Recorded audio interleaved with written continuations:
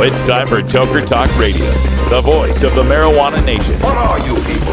On dope? Where you can toke. I inhale frequently. Or you can talk. I experimented with marijuana and didn't inhale. Or you can toke and talk. 10 federal criminal penalties for possession of up to 1 ounce of marijuana. While we talk about toke on Toker Talk Radio. So, by the way, when it comes to pot, if you're 40 years old, you live in a log cabin in Oregon, you got 12 giant pot plants in your backyard, have a ball. Live from beautiful Portland, Oregon at Rolla J Studios. Hey, this is great. Just like cannabis.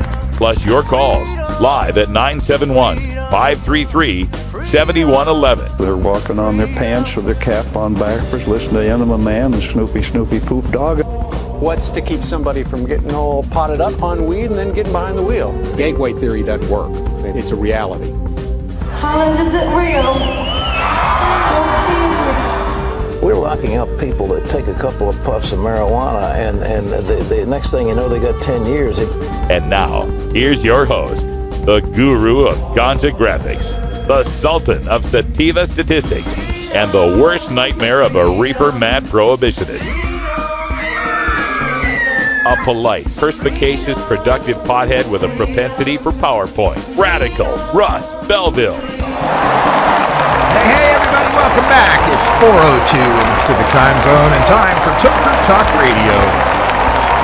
Light them up, sit back. We got a lot of stuff to cover today because we've gotten the first of our records request from Clatsop County District Attorney Josh Marquis' 2014 emails.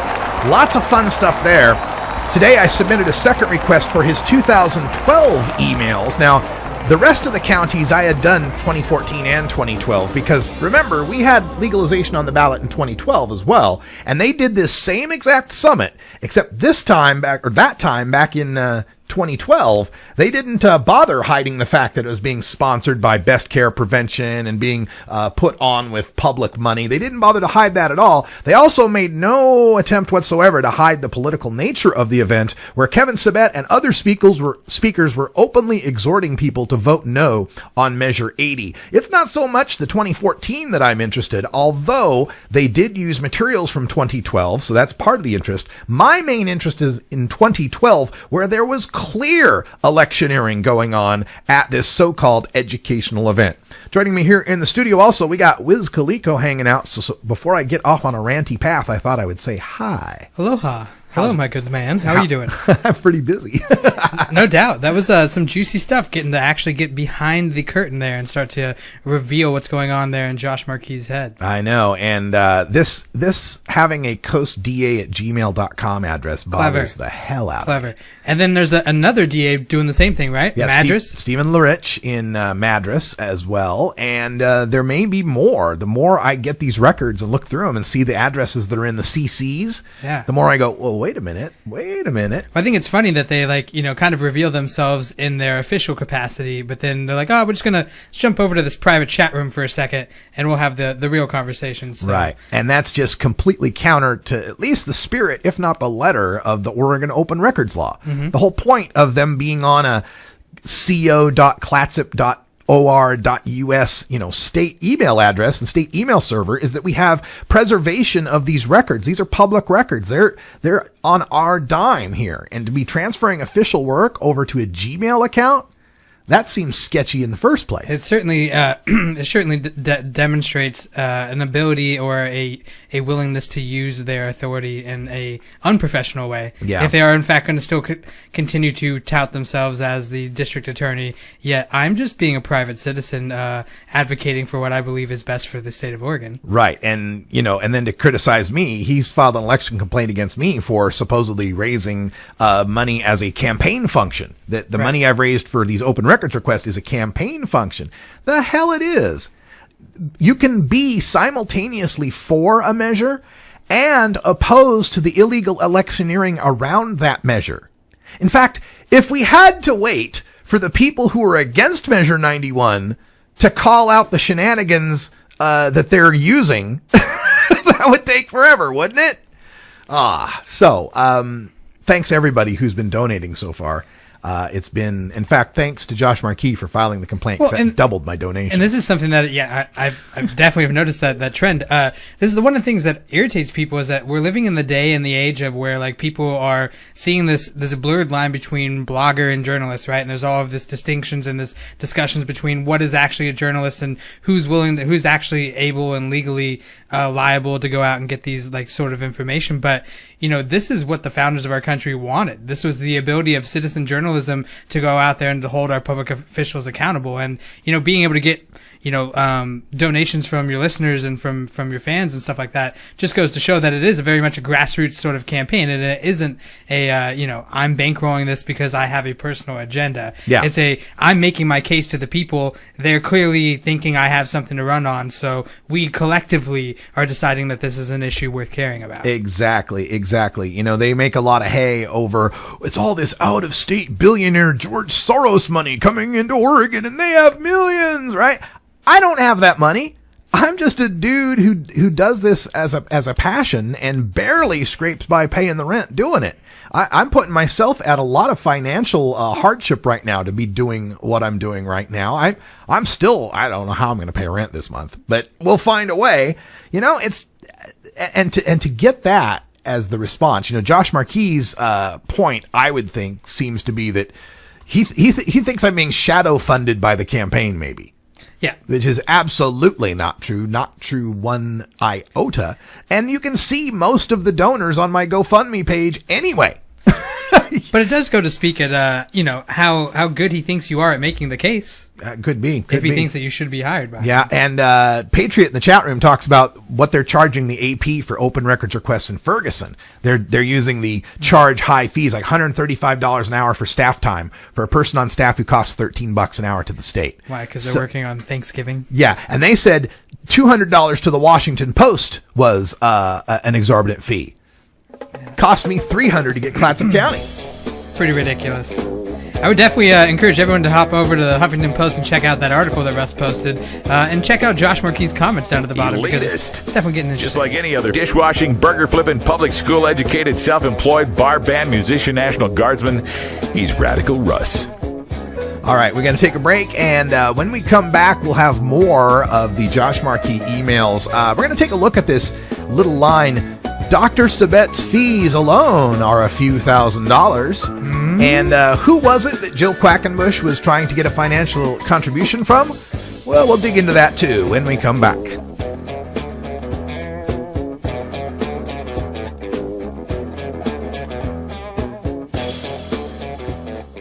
You can get 420 Radio on the go with the Ustream video app for Android and iPhone. Go to rad-r.us/420Ustream or just click the Ustream app icon for Android or iPhone below the live radio feed at 420radio.org. It was a nightmare scenario last May for one Southern Oregon woman. It's 4 a.m. and someone's trying to break in. 911 emergency. My ex-boyfriend is trying to break into my house. He put me in the hospital a few weeks ago, and I've been trying to keep him away. But because of budget cuts, the sheriff's office is only open during weekday business hours. I don't have anybody to send out there. So if he comes inside the residence and assaults you, can you ask him to go away? Or he did break into the home, and he did rape and choke this woman. Meanwhile, it was announced that the Oregon Sheriff's Association made a $100,000 donation to the campaign against Measure 91, the initiative to legalize marijuana. So there's enough money to protect people from marijuana, but not rapists? Measure 91 devotes 35% of tax revenues from marijuana sales to state and local police. Vote yes on Measure 91. A message from the Russ Belville Show, not endorsed or sponsored by the Measure 91 campaign. Professionals Against Prohibition, replaying Thursdays at 10 Pacific. Mike Schwab is a former middle school science and math teacher. Currently, he works with children daily as an after-school program leader. Currently, kids have easy access to marijuana with little understanding of its impact. We can take better care of our kids through Measure 91 with strict regulations and funding for proven marijuana education and prevention programs to keep kids from using it. Under our current marijuana laws, one mistake can ruin a life. Measure 91 removes unfairly harsh punishment for marijuana offenses and gets more tax money to local police and drug prevention. Vote yes on 91. Main, bass, shooter, blow. Get higher, baby. Get higher. higher, baby. Get higher, baby. You don't have to come down. Freebase. White flash, vision, dreams, and passion going through my mind. And all the while... It's my favorite George Bush ever. A very strange reaction for us to unwind. You know, they've done a few more of these now. Jimmy Fallon's show, they did one with Brian Williams clips, where they had Brian Williams from NBC News doing white lines, and it was pretty funny. They got some pretty good ones. Welcome back. It's Toker Talk Radio, and we are still uncovering a lot of the emails from the records request we've done at Clatsop County, Oregon. That's where Clatsop County District Attorney Josh Marquis resides. And the subject of our request is basically we want to see the emails to determine how much the DAs in Oregon and the drug prevention coordinators in Oregon were colluding to gather drug prevention education funds in order to put on what they damn well knew would be an anti-legalization campaign event disguised as an educational event. Part of the evidence of that, of course, is they put these events on in 2012 and 2014, but did not put one on 2013 when, of course, there was no legalization on the ballot. That's one thing. There's a lot of other indicators, especially the materials from the 2012 event themselves, which clearly are anti-Measure 80, anti-legalization, as well as quotes from Kevin Sabet himself. But I wanted to get back to this quote that we had pulled up from the records request. And let me just switch windows out here for a second. All right. And it's this point that the prevention coordinator, Jill Quackenbush from Clatsop County, made to Josh Marquis, the DA of Clatsop County, about the educational tour with Dr. Sabet, misspelled. This was from Friday, July 25th. And let us know if you have any ideas for financial contributions. I'll be contacting the Columbia Pacific Coordinated Care Organization for sponsorship soon. Dr. Sabet's fees alone are a few $1,000s. A few $1,000s to get Dr. Sabet out here. So I decided, let's look up what is the Columbia Pacific Coordinated Care Organization.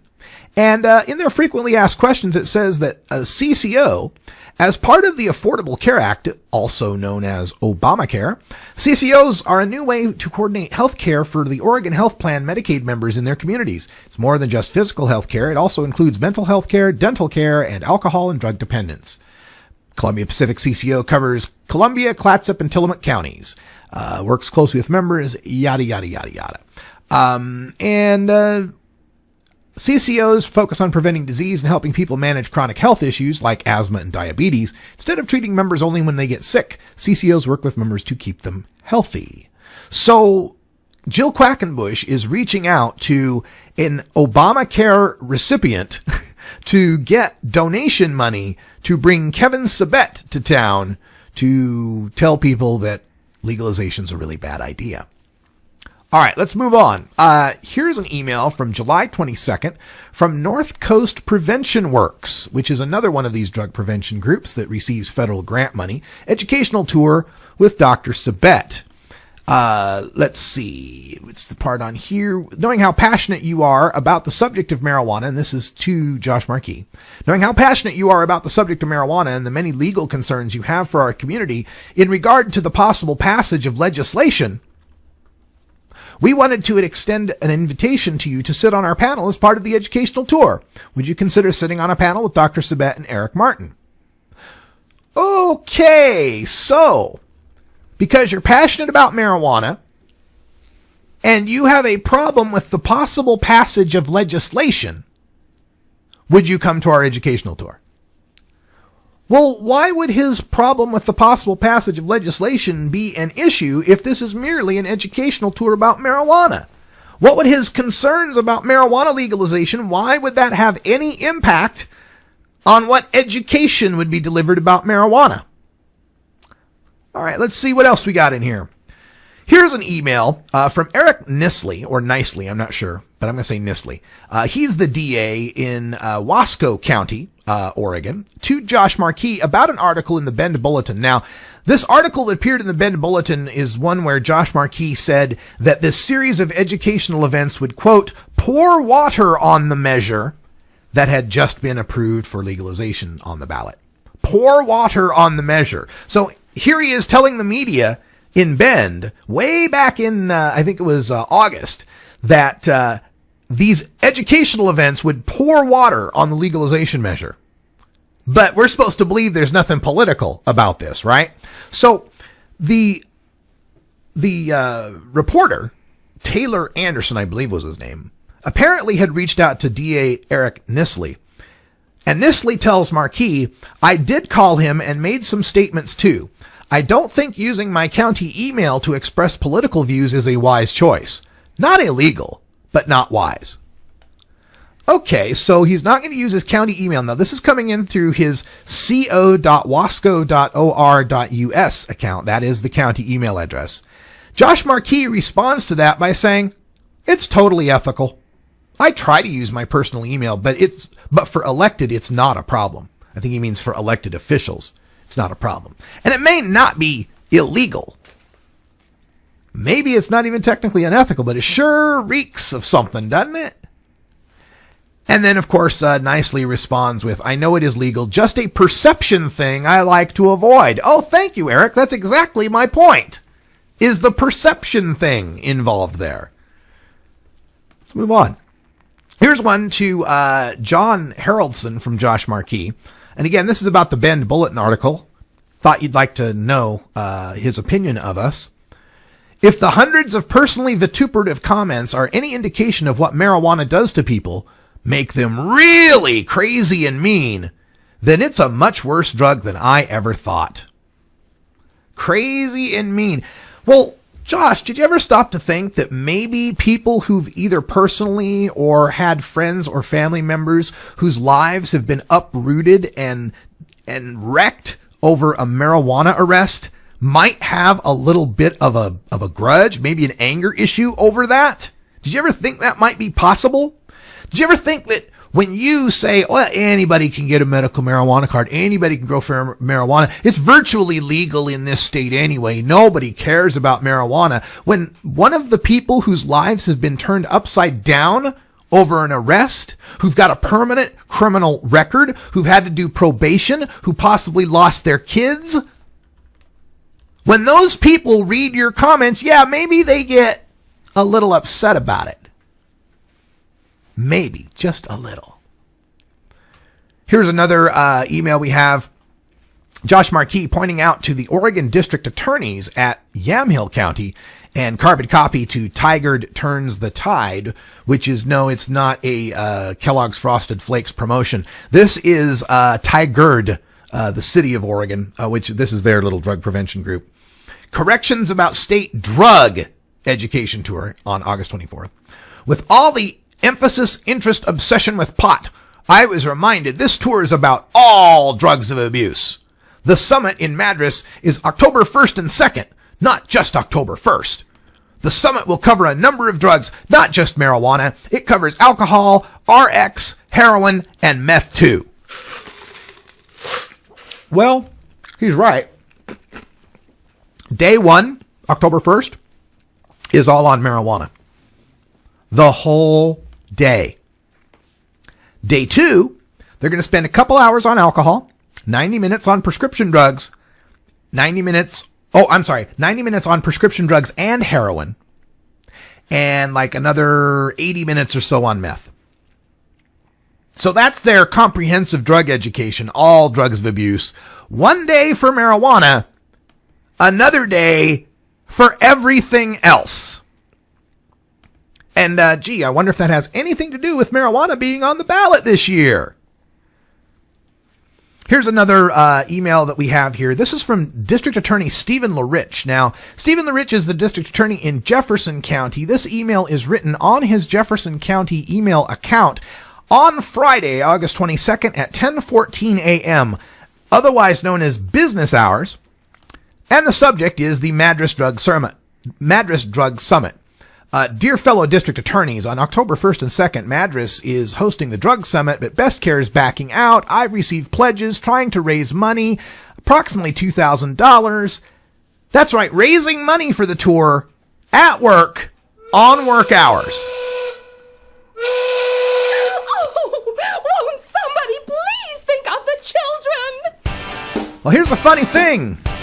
We are thinking of the children. We are the ones that think they ought to be carded. We are the ones that think the market ought not be controlled by them at the street level. It's 4:20 here in Portland. I'm hanging out with Wiz Khalico. Aloha, everyone. Let's get a vape on. We'll be right back.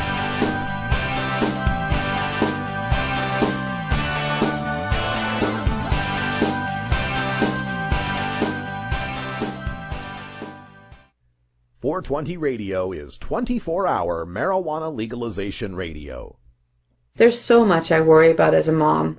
Stephen Harper thinks that organized crime should continue to profit from marijuana prohibition. Imagine regulating marijuana like alcohol and cigarettes with a strong and clear educational message, making it more difficult for my kids and your kids to access. Drug dealers don't ask for ID. Stephen Harper does not have the kind of judgment we need to protect our children. Authorized by the Normal.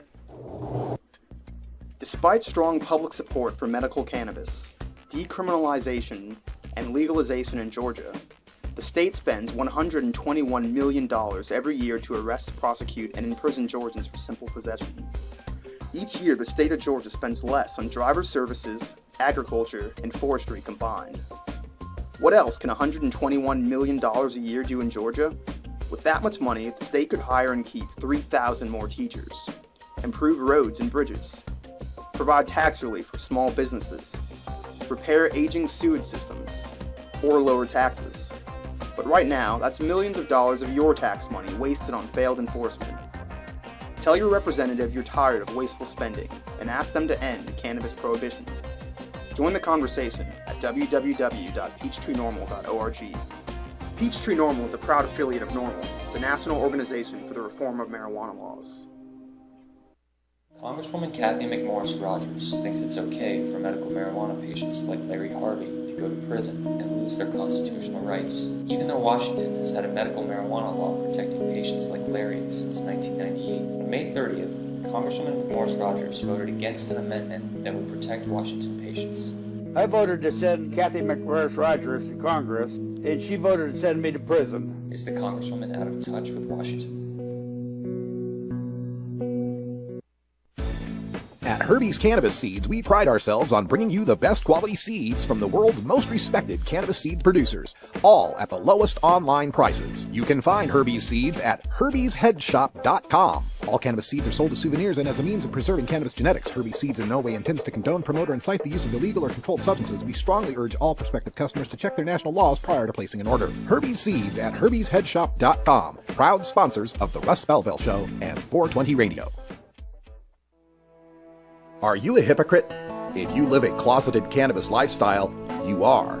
Read about 7 people living a closeted cannabis lifestyle who are on the verge of coming out in The Hypocrites by Mara K. Eaton. Available at areyouahypocrite.net. You can purchase the book on Amazon and Barnes & Noble, also available on iTunes. Check out Mara K. Eaton on Facebook as well. Learn more at areyouahypocrite.net.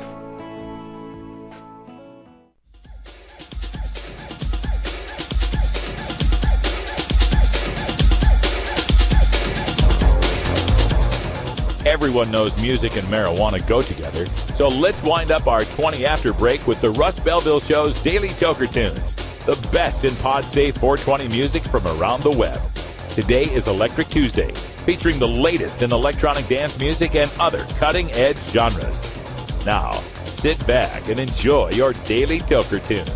All right, welcome back, everybody. It's 24 after the hour, and we go to our phone lines where we've got Electric Bob on the line waiting to talk to us. How you doing, Bob? Doing great. How you doing, Ross? I'm fantastic. And before we get into today's song, you've got an announcement for listeners of the Electric Bob's Boogaloo. Yeah, I'm going to have to take a hiatus. Unfortunately, I've been getting a lot more into music production lately, and I'm teaching myself a bunch of programs, and I don't have the time to mix it up and do everything like I do, but we're still going to do the show. I'm not going anywhere. I'm still going to be here for you guys on Tuesdays. Just we're going to be doing a lot of replays of EBB. Yeah, But, I totally dig, man. I've had to do the same thing with the Viper Hour as the election season heats up. Just so darn busy. So I totally understand. I appreciate all the episodes you've put together. Folks, if you've missed some of these episodes, this will be the time this election season to catch up on them. Electric Bob's Boogaloo airs at 5 and 8 a.m. and p.m. every Tuesday here on 420 Radio. All right, now, I'm looking at the tune that you got loaded up here, and I see Charlie Parker, and I'm thinking, Bird? Charlie Parker, the sax player? Is that true? Yeah, this is it's a drum and bass jungle type of remix from this guy out in the East Midlands, UK. It's really good. I don't know if you know of SoundCloud. I find a lot of my music on SoundCloud now, and came across this dude, and I fell in love with the song. I listened to it a bunch of times over and over again, and I really love the little tidbit he uses for the intro. Right on. All right, let's check this out. It's Charlie Parker with My Old Flame, the Obia Sound bootleg groove. Hope I got all that right. And Bob, thank you for all the shows, and we'll just wait for the new ones to come when they come, and we appreciate it. Yeah, no problem, Russ. Thank you. All right, let's get into the groove. Drugs to help us create love and hope and trust and confidence. It's up to us to change attitudes and just simply enjoy life to the fullest. And in the most important area, individual use, we see progress. The U.S. military has more than tripled the use of drugs among its personnel since 1980.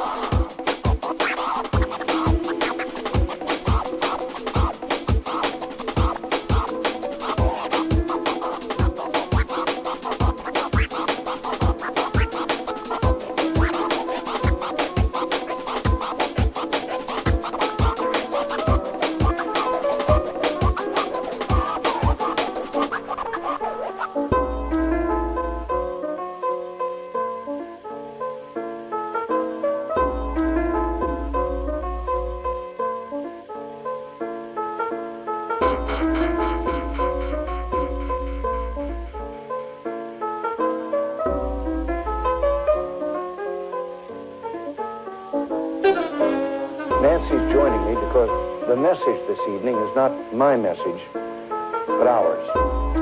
Despite our best efforts, shortages of marijuana are now being reported. I yearn to find a way to help share the message that drugs open your eyes to life, to see it in the vivid colors that God gave us as a precious gift to His children.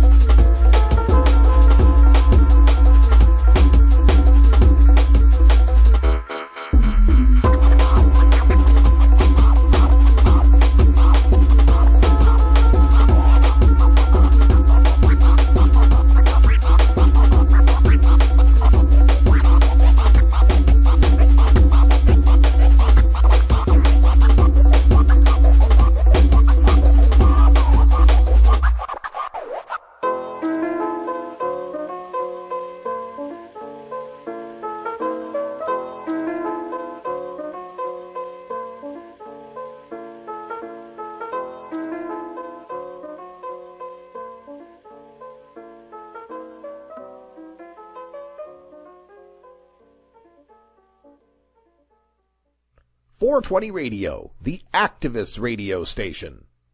The law offices of Omar Figueroa would like to remind you to stand up for your rights. If you are detained or arrested, treat law enforcement with respect and stand up for your rights by repeating, "I respectfully invoke all of my legal and constitutional rights. I do not consent to any search and seizure. I want to remain silent, and I want to speak with my attorney." Please contact the law offices of Omar Figueroa at 415-489-0420 or 707-829-0215 or on the web at omarfigueroa.com. You know Herb Thrasher from the Herb Thrasher Flower Hour. Now get ready for Herb Age Designs for the proud cannabis consumer. Herb Age Designs, lifestyle gear for the 420 friendly. Herb Age Designs, we've got frisbee golf discs and durable hemp gear. Herb Age Designs, we've got shot glasses, drinking glasses, coffee mugs, and beer cozies. Check us out on Facebook and online at herbagedesigns.com and follow Herb Age and Herb Thrasher on Twitter. 420radio.org presents Gordon Green's Music Planet from Barcelona, Spain. Gordon Green has been traveling the world for more than 20 years, discovering and collecting great music along the way. His mix of eclectic sounds from around the globe prove that you don't have to understand the words to enjoy the music. Check out the show every Wednesday at 8 p.m. Pacific Time with replays Wednesday at 5 and 8 Pacific on 420radio.org.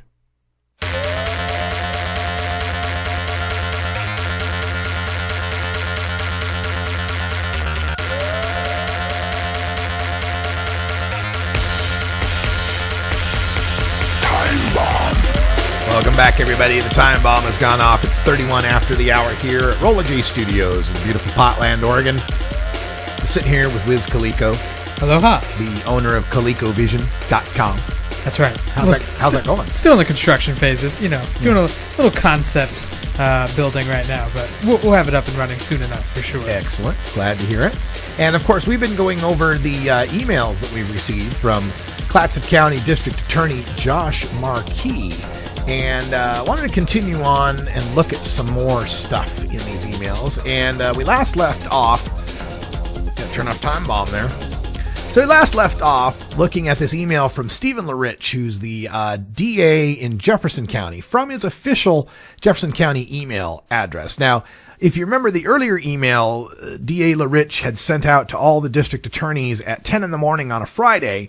No, it was earlier than this one. No, this is the one. I'm sorry. This is one. 10 in the morning on this Friday from his work address to the Oregon District Attorneys. This one asking for pledges to make up the money that had been lost from Best Care. And let me just give you what he's mentioning here. Dear fellow district attorneys, on October 1st and 2nd, Madras is hosting a drug summit. It had been done here many times, and it has been sponsored by Best Care. However, Best Care is backing out due to allegations that public money is being used to defeat Measure 91. Now, this is a little disingenuous. It had been done here many times, as far as I can tell, and if we're speaking specifically about Madras, it has been done twice. Once in 2012, as ballots were being mailed out to people on Measure 80, and now in 2014, as ballots are being mailed out to people for Measure 91. It had not been done in 2013 or any other year that I can find any record of. But he continues saying, and by the way, Best Care is one of these prevention orgs that gets federal grant money for drug education, but it specifically cannot be used for the purposes of defeating or supporting any particular legislation or candidate. That's why Best Care backed out, is because someone finally paid attention to this and they realized, under these election laws, we can be held personally liable for any of the grant money that was misused. That means Best Care wouldn't pay back the $15,000. It would be Rick Trelevin, the head of Best Care, or I don't know if he's the head, he was the spokesman at least. Somebody at Best Care who misused the grant money, maybe everybody involved in handling it, would have to personally repay it out of their own pockets. They backed out. So he goes on saying, that allegation is completely without merit, in my opinion, given the history of drug education in this community. I am very upset by this. Whatever happens with Measure 91, we will all support the law. But the fact that people are trying to suppress education is appalling. And it's been kind of fun reading all these DA emails and realizing that their writing skills suck. But anyway, the fact that people are trying to suppress education is appalling. No, look, nobody on our side is interested in suppressing education. Hell, education is wonderful. Education wins us this election. We love education. What we do not love is taxpayer-funded propagandizing. Now, you want education? Bring in some people other than Kevin Sabet, other than people in the rehab industry who have a financial interest in making sure marijuana is an illegal, dangerous drug that we must get rehab for. Get those people out and bring in some real educators. Bring in Dr. Carl Hart. Bring in Raphael Mechoulam from Israel. Bring in Dr. David Bierman from California. Bring in all sorts of folks. Sanjay Gupta, bring him in. There's all sorts of people you could bring in that are doing legitimate, peer-reviewed research on marijuana. Bring in some of the people from Colorado and Washington who are from the State Liquor Board or the Marijuana Enforcement Division. Ask them how things are going. But when your entire roster is people from Project Sam, cops, and rehab people, that is not education. That's rent-seeking. He continues. As district attorney, truth and fair play are central values to me. I have received pledges to support our summit. I have approximately $2,000. I need approximately $15,000 in private money to make up for the loss of Best Care's support. How much of that $15,000 do you suppose goes to cover Kevin Sabet's fees? You know, the ones that are a few $1,000s, according to Jill Quackenbush at Clatsop County. All right, so here's the money orders I've been sending out to various counties and just, letting them know that they are being watched. And I want to get these records and show people, and this is the thing that bothers me the most, is this idea that they're trying to plant in people's heads, that I'm somehow a bully for doing this. I'm bullying poor, helpless drug prevention coordinators who aren't used to this kind of rough and tumble hardball politics. Oh, nothing could be further from the truth. I worked in state government. I know a little bit about how state government operates. I'm not at all interested in harming anyone in this pursuit of records. I am interested in making sure that their side has to play by the rules. They make a lot of hay out of, all this George Soros money. They have millions and we have nothing. Hey, but at least all that George Soros money is private money. A private citizen. Hey, you want some help defeating legalization? Call the Koch brothers. Call the Koch brothers. Call Sheldon Adelson. Sheldon Adelson threw $2.6 million to defeat medical marijuana in Florida. Go ahead. I welcome it. I want the discussion. This idea that I'm trying to squelch free speech or trying to suppress education, when this DA says those are central values, education and fair play and truth, hell, man, those are my values as well. That's why I do this every day, not for riches.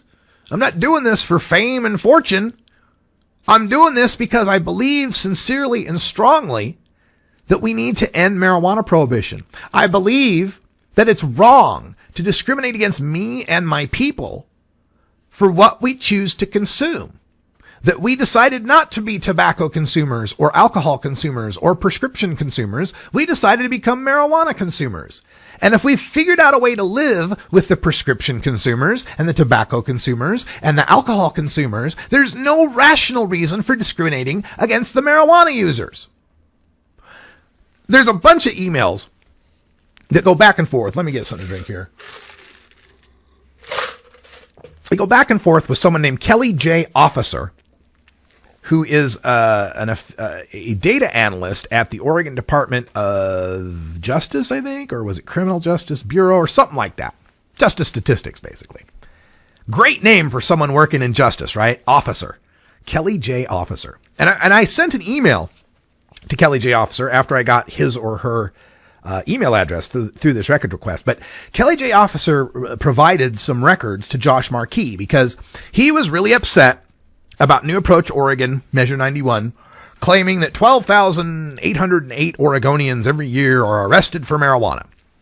Now, this was a mistake the New Approach campaign made by believing cops.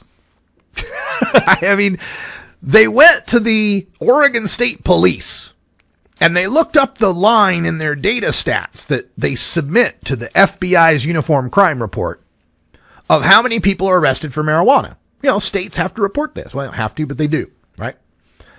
And when you look it up on the federal side, it's 12,808. And you look it up on the Oregon State Police side, it's 12,808. So they went ahead and said, well, 12,808 people are arrested. Now, when I heard it, a little red flag went off on my head because, you know, I live in these stats, people.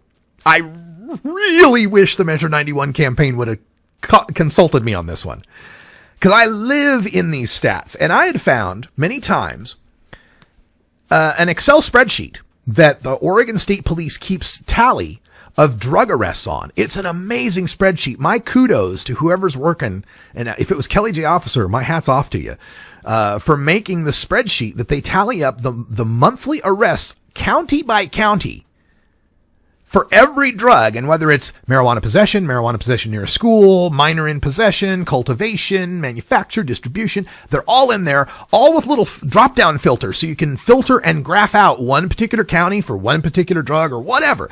I've lived in this spreadsheet for a couple of years now. And every time I analyzed that spreadsheet, I found that there was about 200 arrests per month for marijuana. Yeah, it varied because they'd run it on a 6-month average, right? But it was generally about 200 arrests a month. 199 the one time I looked it up. So my brain goes, wait, 200 arrests a month times 12 is 2,400 arrests. And they're claiming 12,000. And so I knew this would be a problem. And sure enough, the DAs called them out on it. They got Kelly J. Officer to run some stats for them. And they also found that it was actually 2,574 arrests for marijuana. The other 10,000 or less were citations, were tickets. Now, there's a lot of points to be made here. Like, for one, tickets aren't free. You got to pay a cop to write the ticket. You got to mail the ticket. There's postage there. You got to have a clerk that opens the ticket when it's mailed back in and enters the data and processes it. I mean, that costs money too, doesn't it?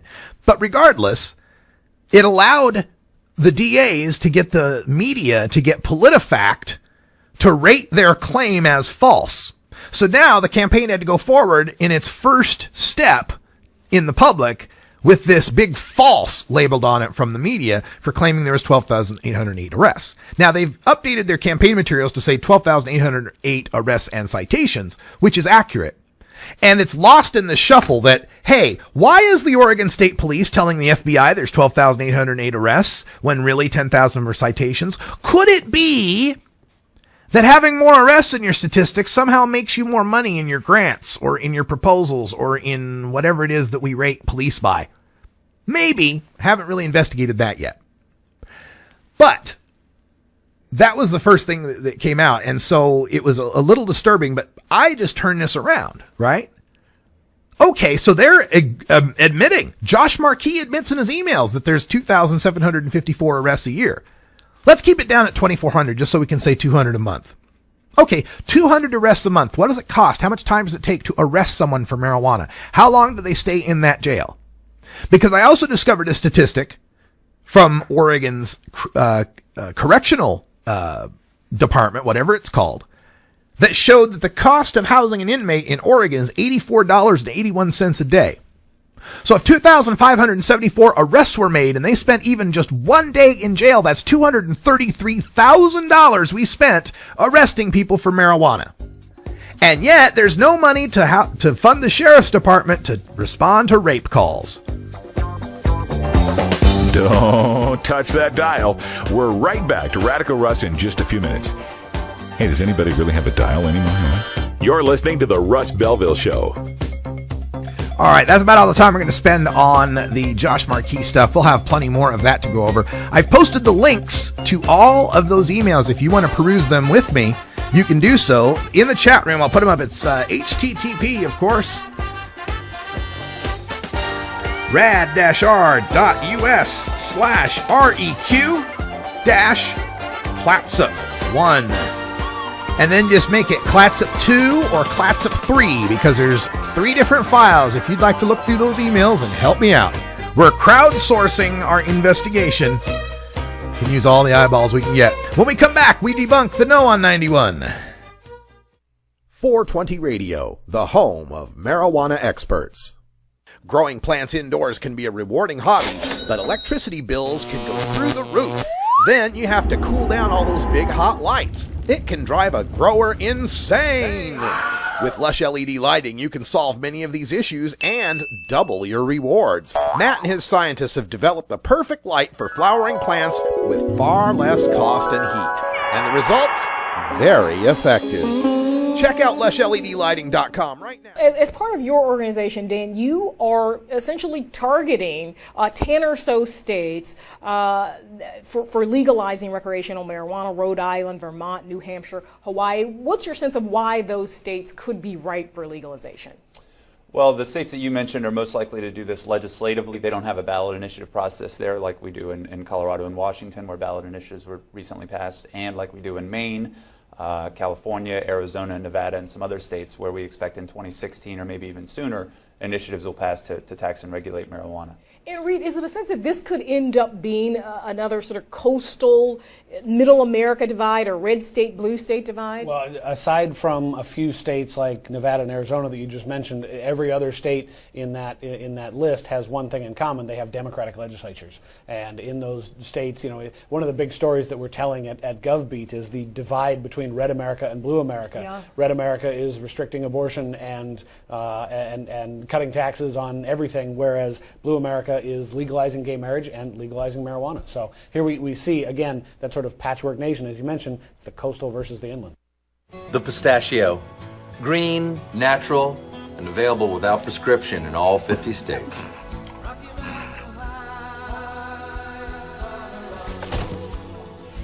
He's fine.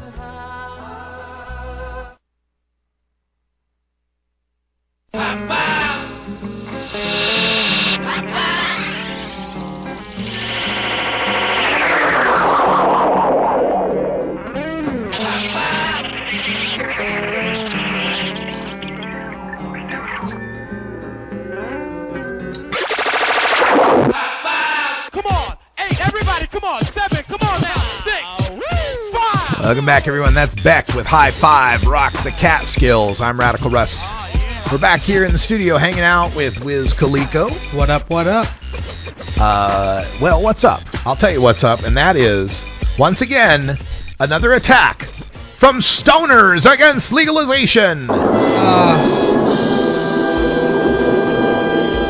forgot all about this already. Yep. Stoners against legalization are on the prowl once again, and today we've got video of some stoners against legalization right here from the Oregonian, our local paper, the largest paper circulation-wise in the Pacific Northwest, I believe. Yeah. I think it's got a higher circulation than the Seattle Times or the others. Yeah, I'm not sure about that, but I do know that it's obviously the largest in Oregon and did endorse Measure 91. That's right. Along with the second largest Oregon paper, the Eugene Register Guard. So well done, my man. It's been a good couple weeks for the campaign here. All right, so the people here that we're about to hear from are Alex Pavich and Allegra Rainey, who are owners of Collective Awakenings, which is a medical marijuana dispensary about 47 blocks that way on Sandy Boulevard. Pretty prominent place as well. Prominent place. I've been there. Been around for several years. Right there by a bus stop. It was there before we legalized dispensaries. They're one of the first to get in on the medical thing, right? Mm-hmm, mm-hmm. All right, so let's hear what they have to say about Measure 91 and legalization. Any minute now. They have nothing to say. They have nothing to say. They're mum on it. Completely mum. It's the Oregonian website going a little slow here. We'll see if this will kick in anytime soon. Let's see if we do a refresh here. Maybe we can make that happen a little faster. You know, there were some stoners against legalization, even at Hempstock this weekend when I was down there. I couldn't help but overhear some grumbling and some half-truths and just complete bullshit about Measure 91. Yeah. That's just it's sad to hear, you know? Here we go. You know, I'm going to say legalization is happening very fast. It's been something that we've been fighting for decades.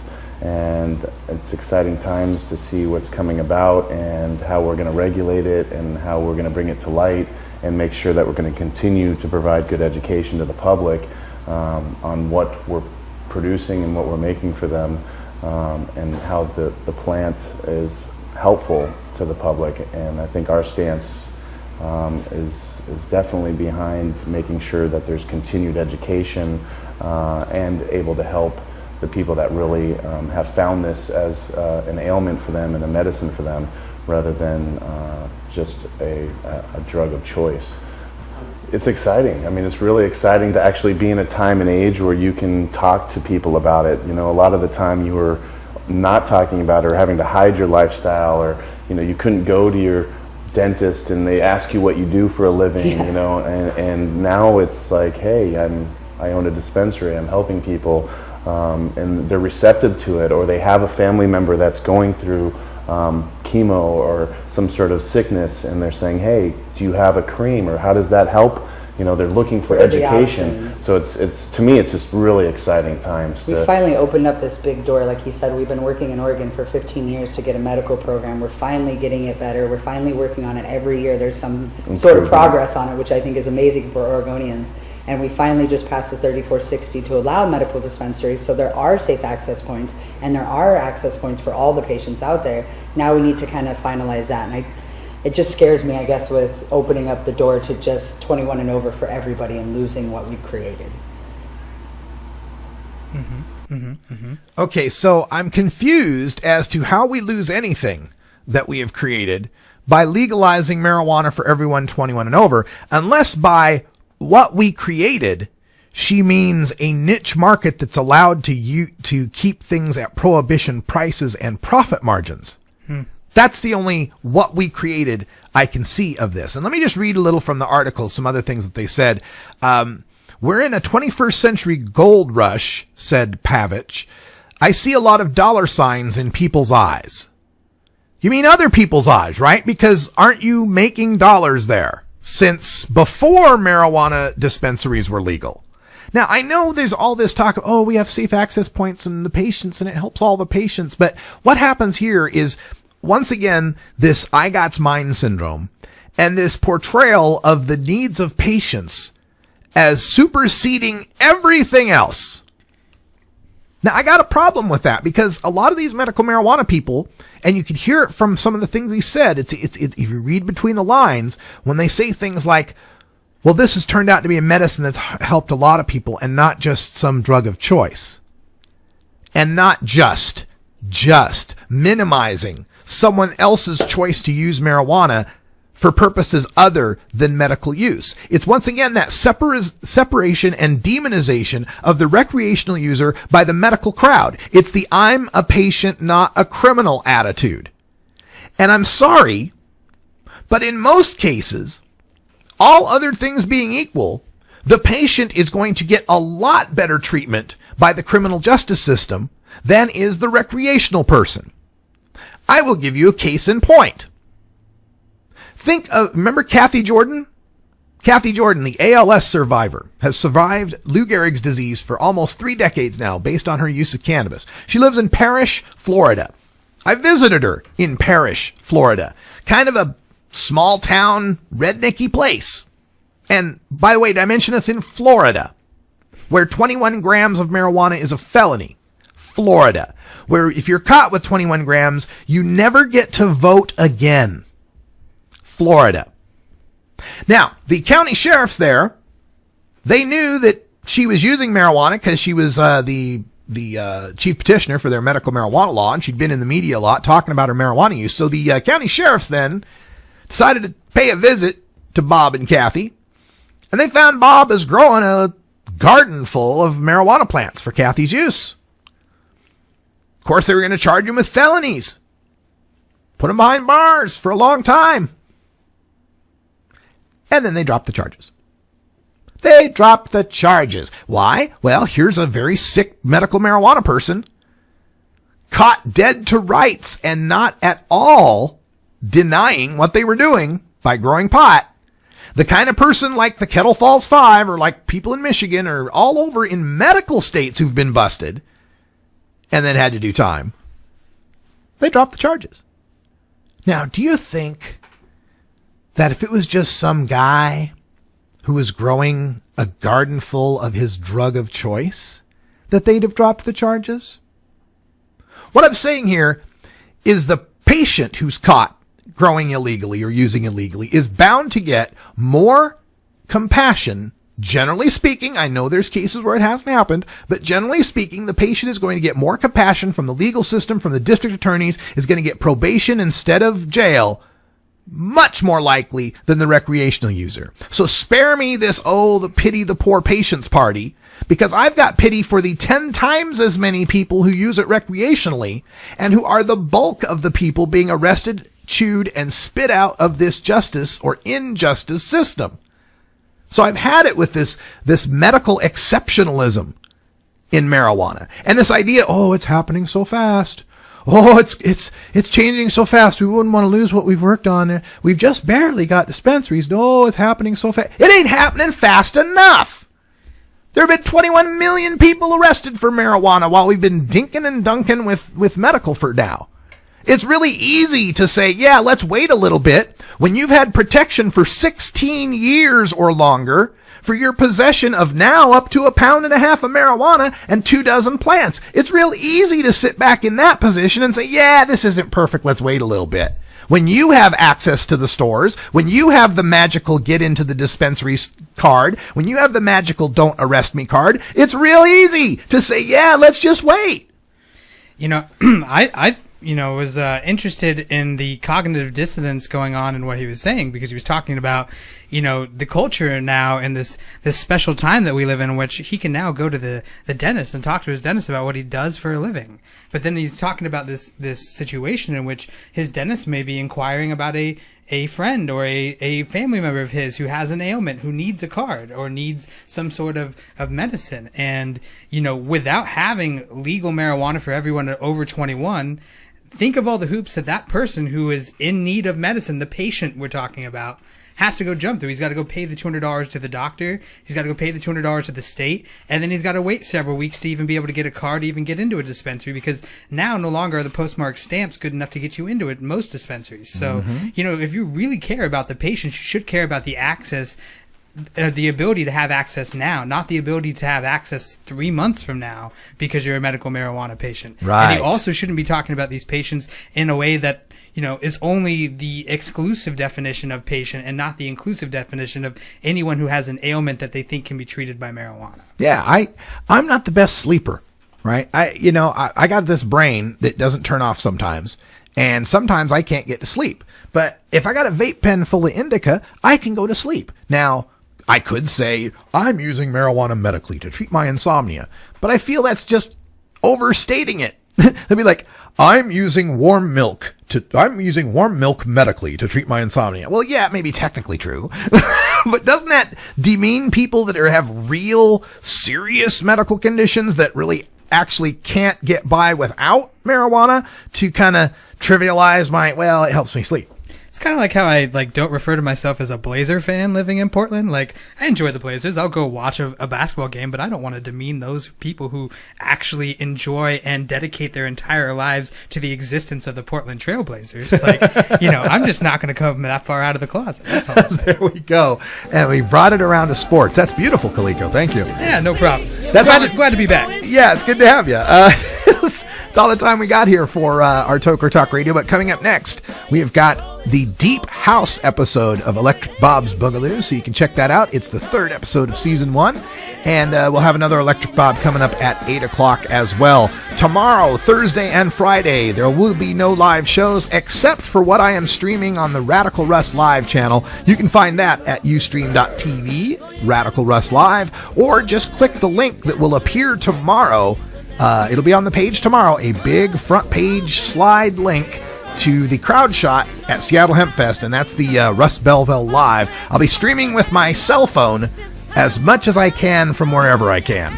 For Wiz Khalico, I'm Radical Russ. Thanks for joining us, and until next time, take care of each other, Tokers.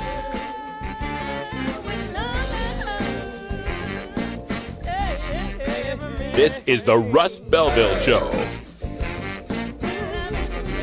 The Russ Belville Show is blogging and podcasting daily at radicalruss.com. You take a seed, you plant it, you grow it, you dry it, you